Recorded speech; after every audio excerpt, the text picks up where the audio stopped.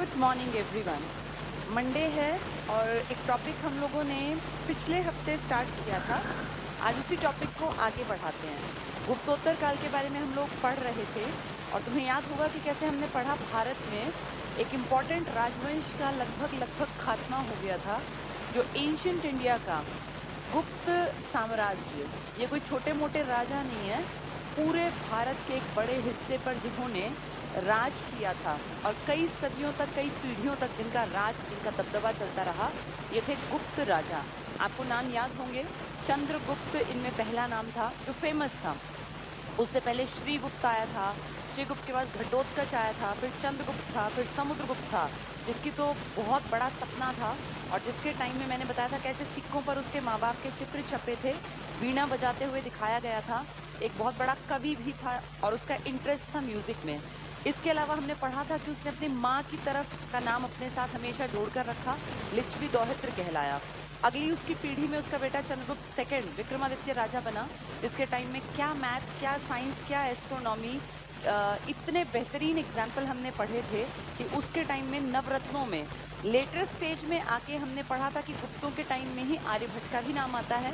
तो इसलिए कह देते हैं कि इंडिया का बेस्ट युग अगर कोई रहा है हर चीज़, हर नज़रिए से देखने पर, तो वो हम कह देते हैं कि गुप्तों का साम्राज्य था। पर हर अच्छी चीज़ का भी अंत निश्चित है, ऐसा ही इनके साथ हुआ और फाइनली धीरे धीरे धीरे अगर देखें इनकी ताकतवर राजा की स्टार्टिंग तो 319 बीस में, जब चंद्रगुप्त, ये एडी स्टार्ट हो चुका, एनो डोमिनी यानी ईसवी सदी चल चुकी है ईसा मसीह के जन्म के बाद की। ये आदमी था चंद्रगुप्त, जिसके राजा बनते ही, राजपाट संभालते ही एक नया इरा स्टार्ट हुआ था, जिसे हम कहते हैं चंद्रगुप्त, जिसके नाम से जाना जाता है। ठीक है, तो 319 के बाद लगा लो, चलते चलते चलते पूरा ही 300 मान लें, लगभग काफ़ी लंबा, क्योंकि इसके जो पिताजी और इसके दादा थे, इन लोगों का भी 40-40 साल का, एक छोटा ही सही लेकिन राजपाट तो था ही, लगभग 40-40 साल का, जिनके नाम में उन्होंने महाराजा लगा रखा था, लेकिन इसने अपने नाम में महाराजा धीराज लगाया था। इसके बाद चलते चलते एक लंबी कहानी हमने पढ़ा था, 550 आते आते गुप्त साम्राज्य का अंत हो गया, लगभग पतन हो गया। पर कम तो नहीं है ना, हम ये देखें, हम अपने आज अपने पीएम को 5 साल के लिए चुनते हैं और एक्सपेक्ट करते हैं कि 5 साल में बहुत सारी चीज़ें अच्छी हो जाए। हमारे देश को आज़ाद हुए भी 70 साल के आसपास ही टाइम बीता है। उन 70 सालों में हम चाहते हैं कि देश पूरी तरह से बदल जाए। अगर उस एस्पेक्ट से देखो तो कितना लंबा टाइम पीरियड इन लोगों के पास था, 300 से लेके 500, 200-250 साल एक ही वंश के राजाओं ने राज किया। तो आप ये मान लीजिए कि एक बहुत बड़ा साम्राज्य भारत की जनता ने खड़ा देखा इन लोगों के टाइम में। पर धीरे धीरे इनका भी अंत हुआ, इनके साम्राज्य का पतन हुआ और आसपास लोकल राजा जो कभी इनके ही सामंत थे, वो हीरो बनने लग गए और वो अपने एरिया के टेरिटरी के मालिक बनने लग गए। ये मैंने सब पढ़ा दिया था, इसके आगे हमने पढ़ना स्टार्ट कर दिया था और एक क्लास हो भी गई थी गुप्तोत्तर काल की। इसको गुप्तोत्तर क्यों कहते हैं? क्योंकि गुप्तों के बाद आया और कोई एक ऐसा राजा नहीं था जिसके नाम पर कोई साम्राज्य खड़ा हुआ हो। राजा रहे, मैंने आपको मैप के हिसाब से, देखो अगर तुम्हें याद हो, सब कुछ पढ़ा दिया है, ये गुप्तोत्तर का भी एक हिस्सा, आज दूसरा पढ़ेंगे। ये सब रिवीजन सिर्फ करा रही हूँ ताकि तुम्हारे दिमाग में कड़ियाँ जुड़ जाएं, कहानियाँ ध्यान रहें तुम्हें एग्जाम में। हमने पढ़ा था गुप्तों के पतन के बाद सती प्रथा का एग्जाम्पल दिया है ना, भानुगुप्त के अभिलेख में, एरन लेख में। फिर धीरे धीरे पढ़ा कि 40 साल और कटे किसी तरह, गिरते पड़ते और फाइनली इनका अंत हुआ। और इन्हीं के कभी अंडर सामंत रहे UP, Haryana, Punjab, UP, MP, यहाँ बंगाल, यहाँ असम और यहाँ वो चालुक्य बताया था। ऐसे करके धीरे धीरे पतन हो गया गुप्तों का और नए छोटे मोटे से राजा उभर गए। इन सब के बारे में मैंने तुम्हें बता दिया था। चालुक्य अभी नहीं पढ़ा है क्योंकि दक्षिण भारत अभी स्टार्ट ही नहीं कराया था। ठीक है, पहले उत्तर भारत के कुछ प्रतापी राजाओं के बारे में बातचीत हुई थी। ये नंबर तुम्हें याद कराए थे मैंने। पहला है हरियाणा वाला, जहाँ वर्धन साम्राज्य का बोलबाला था, जिसमें पुष्यभूति याद होगा पहला आदमी। फिर उन्हीं के बहुत पीढ़ियों बाद आए प्रभाकर वर्धन, जिनके 3 बच्चे थे, 2 बेटे और 1 बेटी। बेटी का नाम था राजश्री, जिसकी शादी की थी कन्नौज के राजा से, गृहवर्मन जिनका नाम था। और कन्नौज एक ऐसी टेरिटरी थी जिसपे हर कोई चाहता था मेरा कब्जा हो जाए, हर राजा लड़ने मरने को तैयार था। कारण कन्नौज का इलाका यूपी का इलाका था, बहुत ज़्यादा उपजाऊ था, गंगा नदी का बहुत बढ़िया मैदान। तो वर्धन वाले जो राजा हैं, ये अपना हरियाणा मान लो, क्योंकि थानेसर उनकी राजधानी है। तो हरियाणा यूपी इकट्ठे ही तो है, एक नदी तो दोनों को डिवाइड करती है, एक नेचुरल सीमा, नेचुरल बाउंड्री बनाती है यमुना नदी। तो हर्षवर्धन की सिस्टर राज्यश्री की शादी प्रभाकर वर्धन ने, क्योंकि प्रभाकर वर्धन के ही बच्चे हैं ये, उन्होंने इनकी शादी की कन्नौज के राजा जिनका नाम था गृहवर्मा या गृहवर्मन। सबकी नज़र थी कन्नौज पर कि किसी तरह कन्नौज का राजा अगर मर जाए तो उसकी प्रॉपर्टी, उसकी हत्या कर दें तो वो प्रॉपर्टी हमें मिल जाए। और मैंने पूरी कहानी सुनाई थी कैसे एमपी मालवा के राजा जिनका नाम क्या था, देवगुप्त। देवगुप्त ने और इनके साथ मिलकर, ये कौन था, गॉड नरेश था शशांक। बताया था ना कैसे ये शशांक जो था कट्टर ब्राह्मण था, इसने बौद्ध धर्म में कैसे उनका पोथी वृक्ष कटवा दिया था, उनके विहार खूब नष्ट करवा दिए, और एक पाषाण पर, एक पत्थर पर महात्मा बुद्ध के पंचमुख थे तो वहाँ गंगा में ही चढ़वा दिया। शशांक ने कोशिश की, चालाकी चली और मालवा के राजा का साथ पकड़ के और हत्या किसकी करवा दी, गृहवर्मा की, यानी यूपी कन्नौज के राजा को मरवा दिया। नाम आ गया मारने में मालवा वाले का, लेकिन प्लानिंग किसकी है, शशांक की। तो देवगुप्त और शशांक ने मिलके प्लान बना के, और देवगुप्त ने मार डाला कन्नौज के राजा को। फिर कन्नौज के राजा जो थे वो तो मर गए, लेकिन वर्धन की सिस्टर तो थी ना, इनके साथ शादी हुई थी, तो अपने जीजा जी की मृत्यु का बदला लेने के लिए महज 1 साल पुराना राजा राज्यवर्धन, क्योंकि प्रभाकर वर्धन की एक डेथ हो चुकी, वो चढ़ाई कर देता है और उसको भी चालाकी से, पहले वो चढ़ाई करके मालवा के राजा को मारता है, तो देखो ये भी हट गया, इसका भी मर्डर कर दिया, और फिर फाइनली शशांक मार देता है हरियाणा के उस राज्यवर्धन को। यानी 3 बड़े एरिया खाली कर लिए अपनी चालाकी से शशांक ने। लेकिन वर्धन साम्राज्य संभालने वाला 16 साल का वो लड़का जिसका नाम है हर्षवर्धन, वो पीछे नहीं रहता और अपनी टेरिटरी को अपने अलावा इतना बढ़ाता है कि शशांक का खात्मा करके और इस पूरी टेरिटरी का एक तरह से मालिक बन जाता है हर्षवर्धन, क्योंकि अब कोई बड़ा राजा रहा ही नहीं था। और जब हर्षवर्धन चढ़ाई करने जा रहा था शशांक के ऊपर, अपने भाई और अपने पिताजी तो खैर नेचुरली डेथ थी, लेकिन जीजा का मर्डर इसने ही तो करवाया था, उसी दौर में इसके पास एक संदेशा आता है जो असम, जिसका नाम कामरूप था, यहाँ के राजा भास्कर वर्मन का दूत कि भाई हम आपके साथ दोस्ती करना चाहते हैं। तो ये मान के चलो कि इसकी टेरिटरी हरियाणा पंजाब से लेके असम तक और ये पूरा इलाका इसके पास था। इसीलिए ये प्राचीन काल का अंतिम हिंदू सम्राट कहलाता है हर्षवर्धन। इतनी बड़ी टेरिटरी, छोटी यंग एज में राजा बन गया था, लगातार ग्रोथ करता गया। फाइनली इसको लगा कि अपनी राजधानी मुझे हरियाणा से ट्रांसफर कर लेनी चाहिए, और राजधानी कहाँ बना ली, कन्नौज। ये कन्नौज बहुत काम का शहर है। अब तक जितना इतिहास तुमने पढ़ा था इससे पहले का, वहाँ देखो सबकी नजर रहती थी एक शहर पर जिसका नाम था पाटलिपुत्र। कारण किसकी राजधानी थी स्टार्टिंग में, बहुत स्टार्टिंग में, ये मगध की।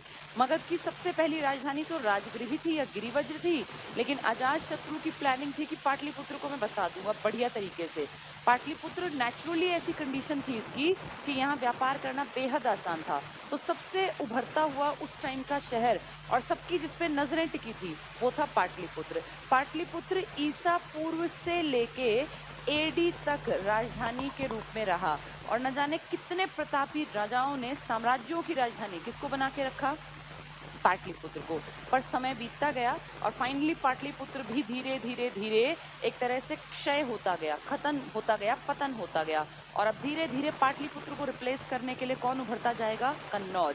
और कन्नौज एक कारण बनेगा लड़ाइयों का कि सब कन्नौज पे अटैक करना चाहते हैं, क्योंकि धीरे धीरे करके हर्षवर्धन का भी जो साम्राज्य है जब वो खत्म होगा। हर्षवर्धन ने राज किया है 606 से 647 तक, 41 ईयर्स तक।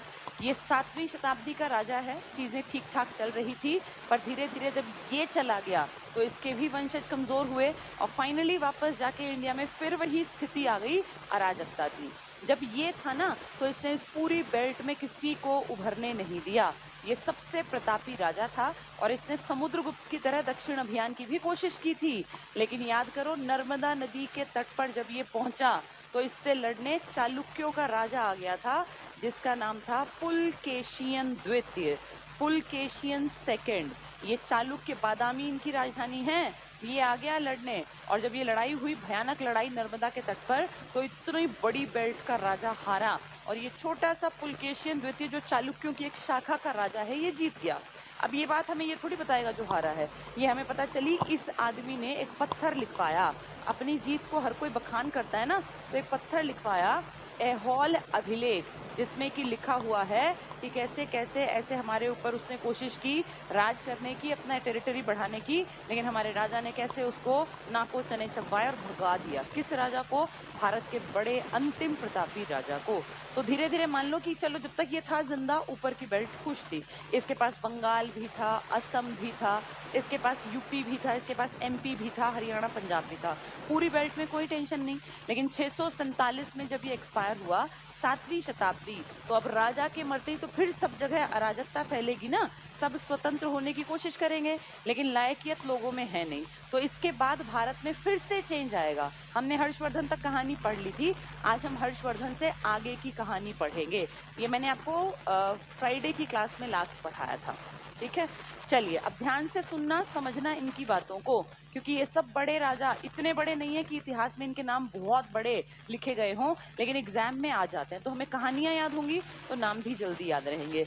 अब इंडिया फिर से सूना है, कोई उतना बड़ा राजा है ही नहीं, छुटपुट राजा हैं, बहुत छोटे छोटे राजा, क्योंकि हर्षवर्धन की पूरी बेल्ट में अब कोई बड़ा राजा नहीं है। अब सबकी नजरें हैं देश के उसी इलाके पर जिस पर हर्षवर्धन ने अपनी राजधानी बसाई थी, यानी कन्नौज पर। अब हर किसी की इच्छा है कि मैं कन्नौज का राजा बन जाऊं, या कन्नौज मेरी राजधानी बन जाए। इसी सीरीज में अब ये लड़ेंगे छोटे छोटे राजा। इनमें मेन लड़ने वालों में कौन है? 3 राजा उभरेंगे।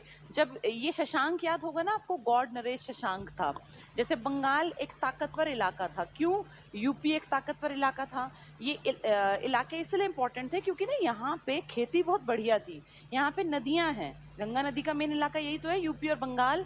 तो आज भी आप देखो कितना ज्यादा हम अपनी टोटल जितना प्रोडक्शन है गेहूं का, चावल का, इनका एक बड़ा हिस्सा आज भी हम हरियाणा, पंजाब, यूपी और बंगाल से निकालते हैं। तो उस टाइम भी तो ऐसा ही था, उस टाइम भी कंडीशन अच्छी थी।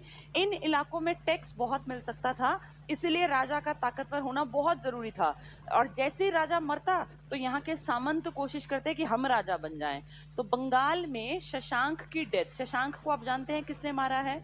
शशांक ने पहले मर्डर करवाया था ना कई लोगों का चालाकी से, फिर शशांक को किसने मार दिया था? हर्षवर्धन। हर्षवर्धन के टाइम तक ये बेल्ट ठीक ठाक थी, लेकिन शशांक के बाद यहाँ कोई इस लेवल पे राजा नहीं हुआ था। हर्षवर्धन बंगाल का राजा नहीं था, हर्षवर्धन उत्तर भारत का राजा था, उसके तो बस दबाव में बंगाल था। जैसे ही हर्षवर्धन मरा, बंगाल में शशांक के बाद अगली कोई जल्दी से नहीं जन्मा कोई बंगाल के स्तर पे काम करने वाला, तो यहाँ चारों तरफ अराजकता फैल गई। अराजकता समझते हो? जब कोई ताकतवर राजा ना हो, कोई नियम कायदे कानून ना हो, किसी भी देश को, किसी भी समाज को, किसी भी घर परिवार को चलाने के लिए ये जरूरी है कि उसमें नियम माने जाएं। घर वाले, एक छोटे से परिवार का एग्जाम्पल लेते हैं, मान लीजिए आपके घर में 8-9 लोग हैं, 7 लोग हैं, 6 लोग हैं, अगर उसमें नियम से काम नहीं करोगे ना, कानून के अकॉर्डिंग, कानून कोई किताब नहीं है, लेकिन परिवार में भी कानून कायदे नाम की चीज होती है भाई, एक तरीका होता है हर घर का। एक घर को भी चलाने के लिए अगर आपको रूल्स चाहिए, तो यहाँ तो देश चलाने की बात हो रही है, यानी ये जरूरी है कि कोई नियम कायदे कानून हो, लोगों के मन में थोड़ा सा डर हो राजा के प्रति, कानून के प्रति, वरना लोग मर्जी से तो अराजकता फैला देंगे। यहाँ गॉड नरेश शशांक के बाद अराजकता फैल गई, यानी हर कोई मनमर्जी कर रहा है, कोई किसी को लूट रहा है, मार रहा है, मर्डर कर रहा है, कोई डर ही नहीं है, किसी के मन में कोई डर नहीं है। हर्षवर्धन था तो चलो डर के मारे शांत बैठे थे, लेकिन अब धीरे धीरे बुरा हाल हो गया और क्या फैल गई? अराजकता। इसको हिस्ट्री में कहा जाता है मत्स्य न्याय। मत्स्य क्या होती है? मछली। मछली, आपने कभी देखा होगा मछलियां होती हैं जब भूखी होती हैं और मछलियों को दाना डाला जाए तो मछलियां एकदम से झुंड बना के आती हैं और लपक लेती हैं खाने को, जिसके हिस्से में आ गया खा जाएगी, बाकी भूखी मरे। मत्स्य न्याय कोई अच्छी चीज नहीं है। ये मत्स्य न्याय चला है बहुत दिनों तक। किस इलाके में? बंगाल में, क्योंकि ताकतवर राजा था नहीं, अराजकता की स्थिति, बुरा हाल, कोई संभालने वाला नहीं है, केयर टेकर नहीं है। अब घर परिवार में अगर केयर टेकर नहीं है तो घर परिवार कैसे चलेगा? भाई घर परिवार में भी तो केयर टेकर चाहिए होते हैं, छोटे से परिवार में भी। अब आप जैसे सुन रहे हैं, जितने लोग पेरेंट्स हैं, आपके दादा दादी हैं, वो केयर टेकर हैं। तो ऐसे ही यहाँ राजा होना चाहिए था, जो नहीं था। मत्स्य न्याय था, पेपर में आ जाएगा। मत्स्य न्याय कहाँ था? बंगाल के इलाके में। लगभग 100 साल जनता इतनी परेशान रही, दुखी रही, 1 शताब्दी बीत गई। फिर फाइनली जाके जनता को लगा कि भाई राजा बनाना पड़ेगा, और जनता ने अपने में से एक ताकतवर लड़का खड़ा किया जिसका नाम था गोपाल। ये जनता का चुना हुआ राजा है गोपाल, और इसके नाम के पीछे पाल है ना, तो यहाँ पर जो वंश आया बंगाल में, उसका नाम क्या पड़ गया? पाल वंश। ये पेपर में आएगा, छोटा सा वंश है, बस यहाँ था, ये कहीं और नहीं जा पाया, लेकिन इंपॉर्टेंट है। तो शशांक आप देखते हैं, शशांक हिंदू, कट्टर हिंदू था। अब ये जो धर्म, ये जो नया आया ना आदमी, ये बौद्ध धर्म को अपनाएगा। कितनी अजीब बात है। शशांक बौद्ध का कट्टर दुश्मन था। वो पेड़ कटवा दिया जहां महात्मा बुद्ध को ज्ञान मिला, इतना चिढ़ता था। उनके पद चिन्ह का वो गंगा नदी में फेंकवा दिया। सारे बोधिसत्वों को नष्ट करने की कोशिश की, जो उनके स्तूप और ये सब थे। लेकिन 100 साल तक वहां फिर मत्स्य न्याय चला, अराजकता चली। और 100 साल के बाद जब नया जनता ने अपना राजा बनाया, एक तरह से डेमोक्रेसी मान लो, जनता अपना राजा खुद बना रही है, कोई राजशाही वंश का नहीं है, जिसका नाम है गोपाल। तो गोपाल ने पाल वंश की स्थापना की, और धीरे धीरे करके इसमें कई अच्छे राजा हुए जिन्होंने इस इलाके से जुड़ते इलाके का भी विकास कर दिया। तो अगर कोई पूछे कि पाल वंश का संस्थापक कौन था? गोपाल। गोपाल के आने से कौन सा न्याय खत्म हो गया? मत्स्य न्याय। किसके बाद यहाँ अराजकता फैल गई थी? शशांक के बाद। जब तक हर्षवर्धन का एक डर था तब तक तो शांत थे, लेकिन जैसे ही हर्षवर्धन का खात्मा हुआ 647 में, यहाँ बुरा हाल देखा गया। फिर ये लगा लो कि लगभग 750 के आसपास, कहते हैं 8वीं शताब्दी के मध्य में, जनता ने कहा भाई हमें अपना राजा चाहिए, अपने में से चाहे हम चुन लेंगे, लेकिन हमें न्याय चाहिए, हमें कानून चाहिए, लोग कानून में बंद कर ही ठीक से काम कर पाएंगे। तो गोपाल यहाँ का पहला राजा है। इस गोपाल ने अपनी टेरिटरी में बढ़िया काम किया। इसके बाद इसका वंशज अगला आता है जिसका नाम है धर्मपाल। बहुत बहुत इंपॉर्टेंट। धर्मपाल ने अपने एरिया के विकास के अलावा, इसको लगा कि पढ़ने लिखने की जगह होनी चाहिए, तभी लोगों का दिमाग बढ़ेगा। आप अच्छी तरह जानते हैं, इंडिया में सबसे पुरानी यूनिवर्सिटी आज के पाकिस्तान में, पहले वो इंडिया ही था। क्या नाम था उसका? तक्षशिला। कहते हैं भरत नाम का जो राजा था ना, जिसके नाम पे हमारा नाम भारत है, उसका बेटा था तक्ष। अपने बेटे के नाम पे यूनिवर्सिटी बनाई थी पैसा खर्च करके एक राजा ने, भरत। भाई भरत तो बहुत बड़ा राजा था, आर्यवंशी राजा था। उसका बेटा था तक्ष, जिसके नाम की यूनिवर्सिटी है तक्षशिला, जहां पे चाणक्य टीचर था, जो इतने बड़े गुरु थे, जिन्होंने इंडिया का पहला राजा खड़ा किया था, चंद्रगुप्त मौर्य। लेकिन यहाँ प्रॉब्लम थी कि बहुत लिमिटेड बच्चे पढ़ पाते थे, सिर्फ क्षत्रियों के बच्चे। अब यहाँ से किसी को तक्षशिला जाना है तो बहुत दूर जाना पड़ता था, ऐसा लगता था कि विदेश ही जा रहे हैं पढ़ने। इसीलिए इस राजा ने, जो ये धर्मपाल नाम का आदमी है, इससे पहले देखो कुमारगुप्त याद है तुम्हें? नालंदा यूनिवर्सिटी बताई थी मैंने, कुमारगुप्त ने नालंदा यूनिवर्सिटी बनाई। तो उसकी रिप्लेसमेंट मान लो, या मान लो बहुत दूर ना जाना पड़े, नालंदा बन गई। ये गुप्तों के टाइम बन गई थी, जो वो एक शौकीन था ना अपना लिखवाने का, सबसे ज्यादा अभिलेख लिखवाए थे, वही है ये कुमारगुप्त। लेकिन इन दोनों यूनिवर्सिटीज में सिर्फ और सिर्फ अमीरों के बच्चे पढ़ सकते थे, क्षत्रियों के बच्चे। या तो लड़के का जन्म ब्राह्मण कुल में हुआ हो या क्षत्रिय।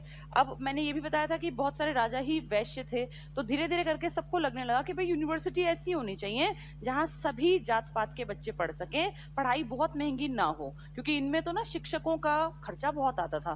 भाई शिक्षक भी तो स्टूडेंट से ही पैसे लेगा ना, शिक्षक अपने घर, भाई शिक्षक का भी परिवार है, घर है, उसको भी कपड़े चाहिए। तो इन यूनिवर्सिटीज में राजाओं के बच्चे हैं, तो यहाँ के शिक्षक भी अमीर थे। लेकिन अब एवरेज इंसान को भी पढ़ने की इच्छा होने लग गई, क्योंकि सदियां बीत गई। तो जो धर्मपाल नाम का आदमी है, इसने एक छोटी सी यूनिवर्सिटी बनवाई अपना पैसा खर्च करके। बंगाल का है ये, यूनिवर्सिटी बना रहे हैं बिहार के आसपास, क्योंकि तब बंगाल, बिहार, उड़ीसा एक ही थे, एक ही रीजन में आते थे।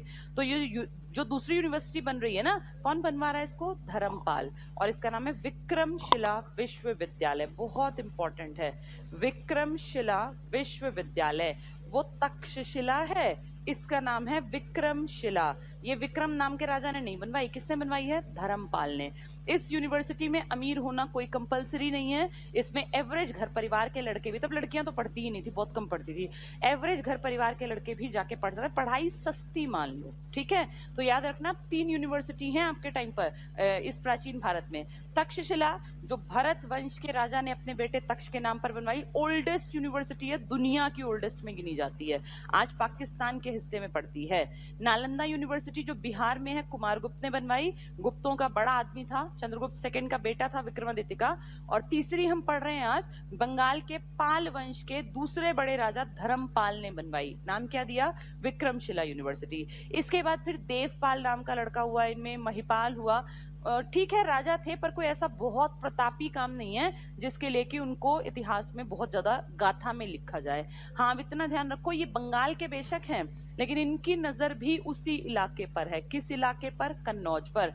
जितने छुटपुट राजा है ना जिस एरिया के, उन सब की नजरों में कन्नौज है कि कैसे कन्नौज पे हम छीन लें, अपना इलाका बना लें। और यही कारण है कि कन्नौज के लिए लोग लड़ते हैं। क्यों लड़ते हैं कन्नौज के लिए? क्योंकि कन्नौज यूपी का इलाका। ध्यान से सुनना, पाल लड़ते हैं मेन, एक लड़ते हैं प्रतिहार, गुर्जर प्रतिहार भी इन्हीं को लिखते हैं। बहुत बार एग्जाम में गुर्जर प्रतिहार लिखा आ जाएगा, गुर्जर प्रतिहार, छोटी स्पेलिंग ये आएगी मात्रा, गुर्जर प्रतिहार, पाल प्रतिहार। और एक लड़ते हैं इसके लिए राष्ट्रकूट। ये तीन वंश हैं, तीनों लड़ते हैं। किस टेरिटरी के लिए लड़ते हैं? तीनों एक इलाके के लिए। तीनों के अपने अपने हिस्से अलग हैं, अलग अलग जगह के राजा हैं ये भारत में, उत्तर भारत में। जैसे गुर्जर प्रतिहार गुजरात राजस्थान के आसपास, राष्ट्रकूट उन्हीं के बिल्कुल साथ लगते इलाके में, और पाल मैंने बता दिया बंगाल। तो आप ये मानो कि इंडिया के 3 हिस्सों में टेरिटरी में रहने वाले राजा, तीनों की नजर किस पे है? कन्नौज पे, क्योंकि कन्नौज रिच इलाका है। कन्नौज पे अगर शासन हो गया तो खूब पैसा आएगा, क्योंकि जनता खूब टैक्स देगी, और टैक्स देगी तो सेना बढ़ जाएगी। तो कारण क्या है इसका? इसको बोलते हैं त्रिपक्षीय विवाद। ये खूब लड़ाई मची इन लोगों की, आपस में खूब टकराहट। सिर्फ एक इलाके पे लड़ते थे, कन्नौज पे, वरना अपनी अपनी जगह बैठे ही हुए थे। तो पाल वंश याद रखना, मैंने आपको 2 बड़े राजा बताए, वैसे नाम 4 बताए लेकिन 2 इंपॉर्टेंट है। एक पहला गोपाल और दूसरा धर्मपाल। यूनिवर्सिटी किसने बनवाई है? धर्मपाल ने। नाम क्या है? विक्रमशिला। और पाल की स्थापना किसने की है? गोपाल ने। पहला टॉपिक आपका पूरा हुआ। अब दूसरा पढ़ते हैं प्रतिहार के बारे में। प्रतिहार गुर्जर प्रतिहार कहलाते हैं। प्रतिहार आप जानते हो, बहुत लोग कहते हैं कि जो भगवान राम के छोटे भाई थे ना लक्ष्मण, उनके वंशज हैं। हमें नहीं पता सच्ची बात है झूठी बात है, लेकिन ये एक मान्यता है कि भगवान राम के छोटे भाई लक्ष्मण के वंशज हैं ये गुर्जर प्रतिहार। इन्हें गुर्जर क्यों कहते हैं? जाति है गुर्जर। गुर्जर अभी भी तो देखो आप राजस्थान साइड में मिलते हैं। ये गुर्जर जो है ना 2 शब्दों से मिला है, ये गुजरात प्लस राजस्थान, इन दोनों इलाकों में पाई जाती है ये जाति ज्यादा, गुर्जर प्रजाति। तो गुर्जर पुराने टाइम में कभी इंडिया के इस पश्चिमी हिस्से के मालिक हुए हैं, और गुर्जर प्रतिहार भी लड़ते थे। किसके लिए? यूपी के, कन्नौज के लिए। किन से लड़ते थे? उन पाल वालों से, और अपने ही साइड में थे राष्ट्रकूट, इनसे। इन तीनों की बढ़िया घमासान लड़ाई रहती थी। तो गुर्जर प्रतिहार में गुजरात राजस्थान, याद रखना, प्रतिहारों की लड़ाई किसके साथ थी? पाल वंश के साथ। और इन्हीं के पास एक छोटा सा मैंने बता दिया राष्ट्रकूट। इनमें राजा जो हुए ना वो इतने बड़े नहीं है कि क्या करें, उनका नाम इतिहास में स्वर्णिम अक्षरों में अंकित है, लेकिन क्योंकि छुटपुट काम किए हैं इसलिए इनको पढ़ और पढ़ा लिया जाता है। चलो अब इसको हम लोग आ जाते हैं। तुमने पेजेस सेव कर लिए हैं सारे? ठीक है, देखो जरा, गुप्तोत्तर काल। अब इसको सीरीज से पढ़ा देती हूँ। ये बहुत लंबी चौड़ी कहानियां नहीं है, हिस्ट्री में इसकी इंपॉर्टेंस बहुत कम है, लेकिन पेपर में आ जाता है इसलिए पढ़ना जरूरी है। तो गुप्तोत्तर काल है। पाल वंश कहाँ था?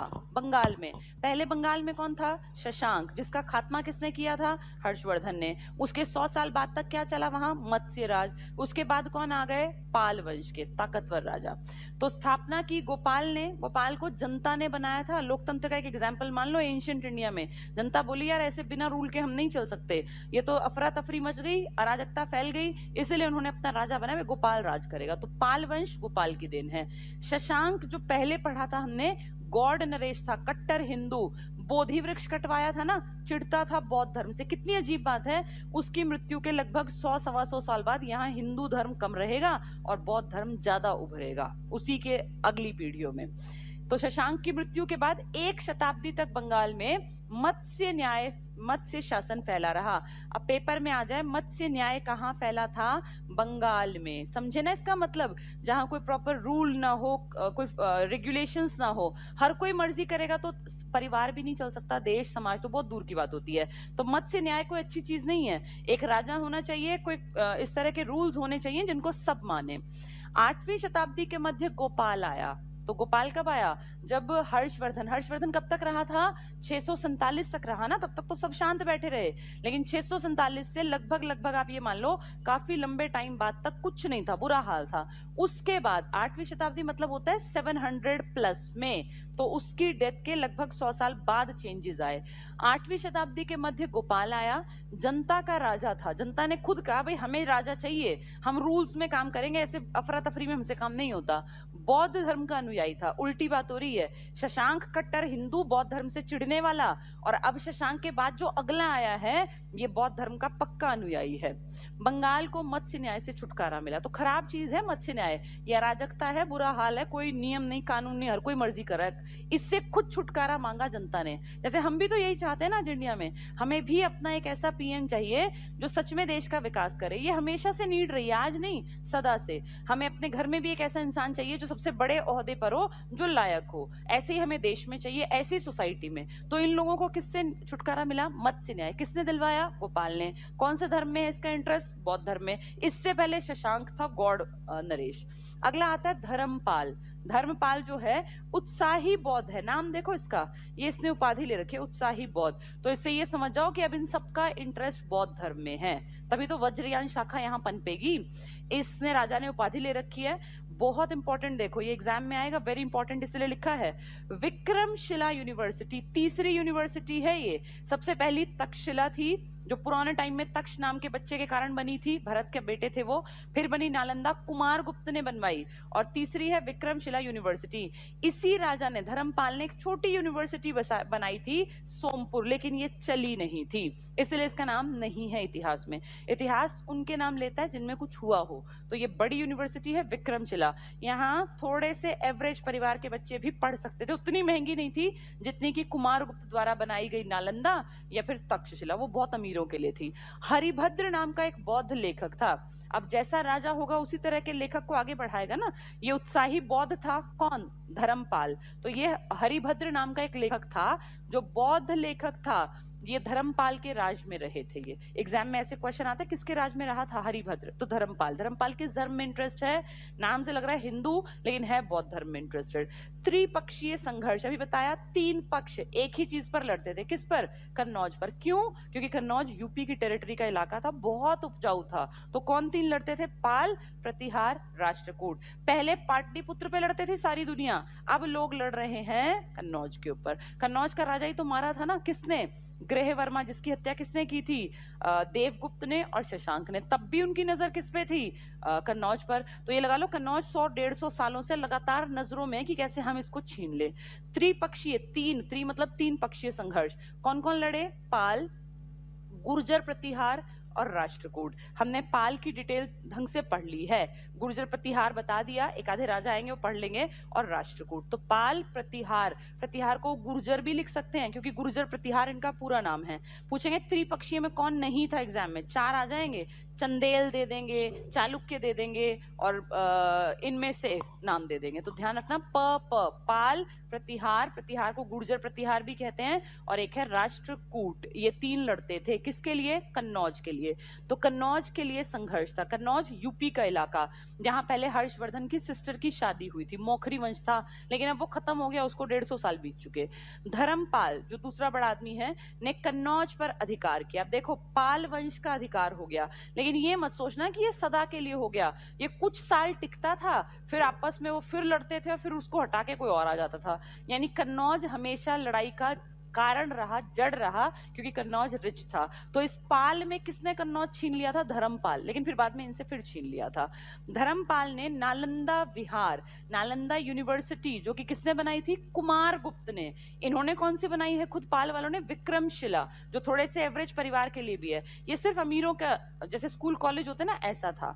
तो धर्मपाल ने नालंदा विहार को 200 गांव अनुदान में दिए, सब्सिडी, मतलब यहां से जो पैसा आएगा वो मैं नालंदा विहार को दूंगा बताऊंगा, क्योंकि नालंदा विहार बौद्ध धर्म के भिक्षुओं के लिए है। विहार बताया था ना, स्तूप चैत्य विहार, विहार में ये लोग रहते थे, यहाँ ये रहते थे, इनके डोरमेट्री टाइप था, कमरे थे, रहने की सुख सुविधाएं थी, मनोरंजन के साधन थे।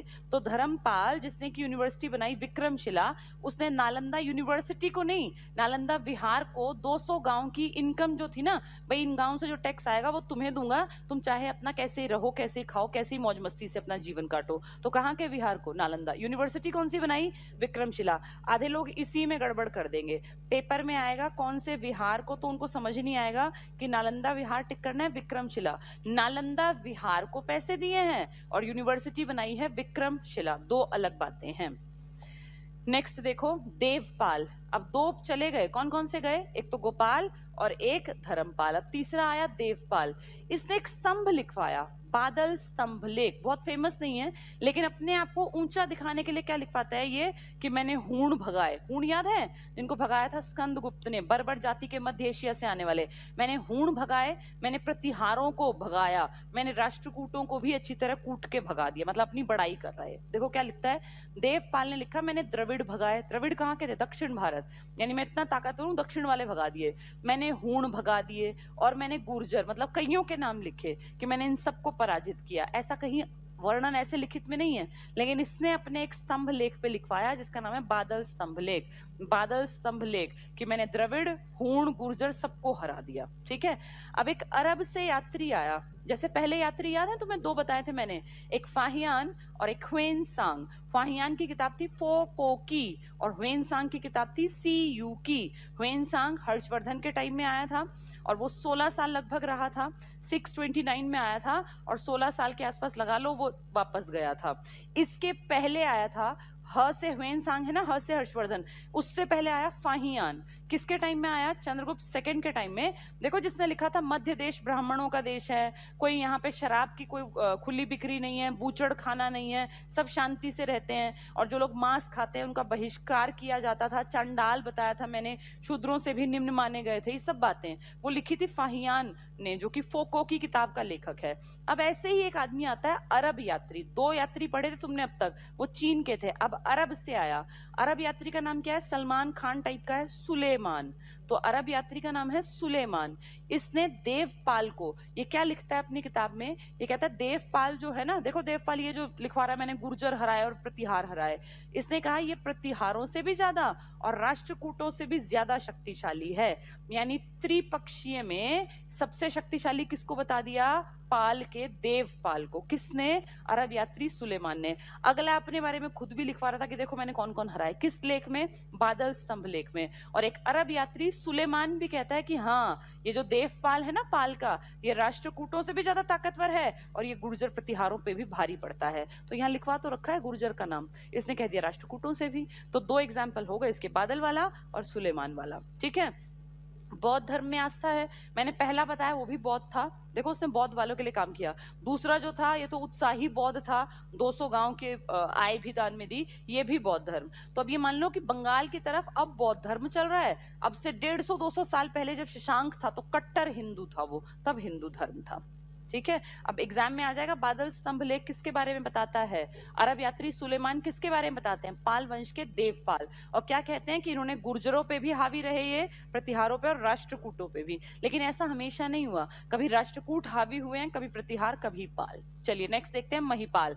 ये लास्ट है इसका, हमने 4 नाम पढ़ लिए इसमें। सबसे पहला गोपाल, फिर धर्मपाल, फिर देवपाल, और अब पढ़ रहे हैं लास्ट महिपाल। और बीच में आए हैं लेकिन वो इंपॉर्टेंट नहीं है। महिपाल, राजेंद्र चोल, बहुत इंपॉर्टेंट। अभी मैंने दक्षिण भारत को टच नहीं किया, दक्षिण भारत में पढ़ाऊंगी बहुत डिटेल से। चोल कौन थे?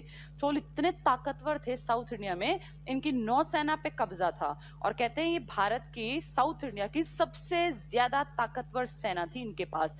इनकी नेवी बहुत ताकतवर थी उस टाइम, मैं हजारों साल पुरानी बात कर रही हूँ। कहते हैं इन्होंने आसपास के 1200 द्वीप पर कब्जा कर लिया था। छोटे से हैं चोल, और 1200 द्वीप अपने कब्जे में ले लिए, इतने प्रतापी थे इंडिया के। तो चोल दक्षिण भारत से, राजेंद्र चोल का आक्रमण, सोचो दक्षिण से आक्रमण कर रहा है, किसके पास? बंगाल के राजा के पास। किसके टाइम में? महिपाल के टाइम में। तो राजेंद्र चोल जो इतना ताकतवर है कि 1200 द्वीपों का मालिक है, ये तो उससे अलग टेरिटरी से अलग द्वीप है जिन पे कब्जा किया। नौसेना जिसकी बहुत तगड़ी है, इसने आक्रमण कर दिया। महिपाल तो हारेगा ही हारेगा, जिसने भैया 1200 द्वीप अपने अंडर ले रखे हैं। महिपाल तो छोटे से इलाके का ही तो राजा है, पिताजी और दादा की प्रॉपर्टी पे बस राज कर रहा था, तो इसको हरा दिया राजे से। बहुत ताकतवर है चोल। उच्च क्वालिटी की कांसे की मूर्तियां बनाई हैं पाल राज में। जो पालों का राज है ना, पाल राज, जैसे कांस्य युगीन सभ्यता याद है तुम्हें? मैंने बताया था हड़प्पा थी। TTK, तांबा plus tin is equal to कांसा। तो वो कांसा दोबारा से उसकी मूर्तियां बनाई जा रही हैं। और अभी भी देखो बंगाल में मूर्तियां बहुत बनती हैं। जो ये अपना हम नवरात्रि वाला मनाते हैं ना, ये तो बहुत बड़ा त्योहार है वहां। तो बहुत बड़ी बड़ी ऐसे तांबे से मूर्तियां बनाई जाती हैं आज भी। तो तांबे की मूर्तियां, तांबा कह रही हूँ, सॉरी, कांसा, कांसे की मूर्तियां कहाँ फेमस हैं? ये पाल वंश के राजाओं ने बहुत काम किया इसमें। बौद्ध धर्म, हर एक जितने नाम बताए चारों का इंटरेस्ट किसमें है? बौद्ध धर्म में। और इसकी कौन सी शाखा? वज्रयान। याद है बौद्ध धर्म की दो शाखाएं हीनयान महायान बनी थी जब कश्मीर के कुंडल वन में चौथी बौद्ध महासंगीति हुई थी कनिष्क के टाइम में, जिसका हेड था वसुमित्र, जिसका उपाध्यक्ष था अश्वघोष। अब ये अगली शाखा दिखाई दे रही है वज्रयान। इसमें प्रॉपर मूर्ति पूजा कर्म कांड जो हिंदू धर्म है ना, वैसी कॉपी मान लीजिए बौद्ध धर्म की हो गई। फिर धीरे धीरे विघटन हुआ आगे। तो वज्रयान शाखा किसकी है? बौद्ध धर्म की। ये पालों का